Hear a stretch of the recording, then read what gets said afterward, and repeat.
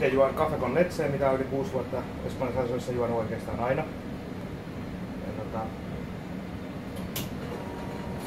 Ja Café con Leche ja churros esimerkiksi niin sopii tosi loistavasti yhteen. Siinä on hyvä suklaakastike niissä churroissa ja tommonen tiukka maitokahvi, niin sopii tosi hyvin. Nyt tultiin tänne seuraan, miten näitä herkutellaan. Miten näitä herkutellaan? Eli kupissa on erikoiskahvia Café con Leche Espanjasta ja meidän churroja omalla talon suklaakastikkeella.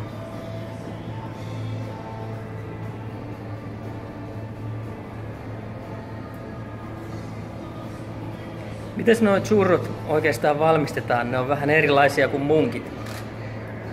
Niin, aivan erilaisia. Pienesti mä maistan vielä. Onhan se hyvä. On.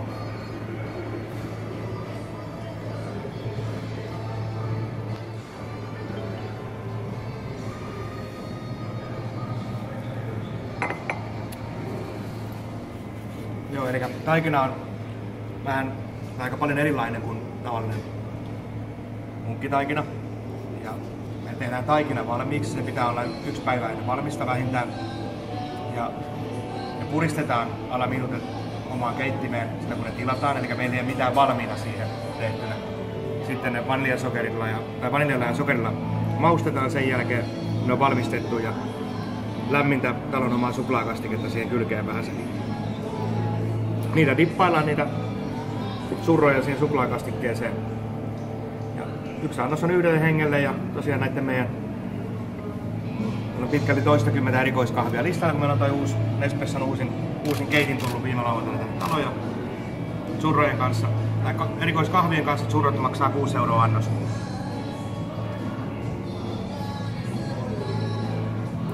Eli tää on tämmönen tutustumistarjous.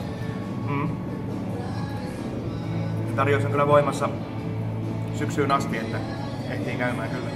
Mitä siinä jää sitten enää kahvin hinnaksi? Riippuen kahvista, että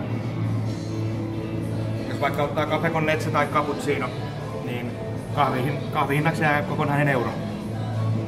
Silloin jos ottaa tosiaan churrojen yhteydessä sen. Kannattaako tulla?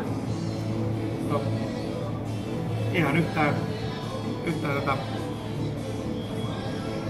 valehtelematta voin sanoa, että aivan törkeän hyviä on kyllä.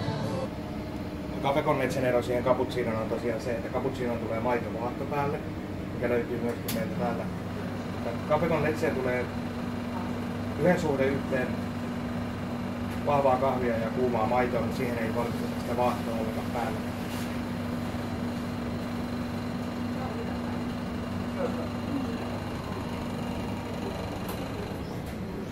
15-20 kahvia listalla, kaikki haluaa vielä, kun sen tulee vaikka cortado on kahvi, musta kahvi tai café solo ja sitten se katkaistaan tuolla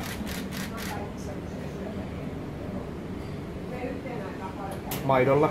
Joku haluaa 2 sitä katkaistua maitoa siihen taikka cortado 3 katkaistulla maidolla, mutta ei kuitenkaan lähelläkään Café con Lecheä ja niin omat määritelmät vielä lisäksi mitä sieltä voisi.